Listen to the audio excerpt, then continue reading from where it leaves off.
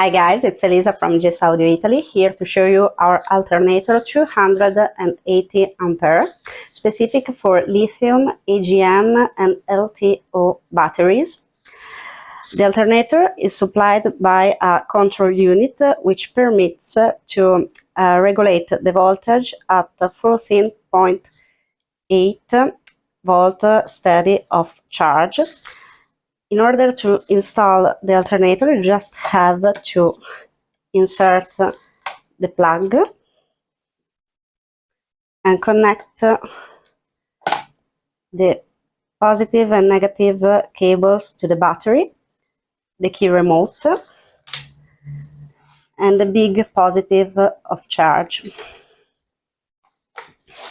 Then you just have to create two clamps specific for your car.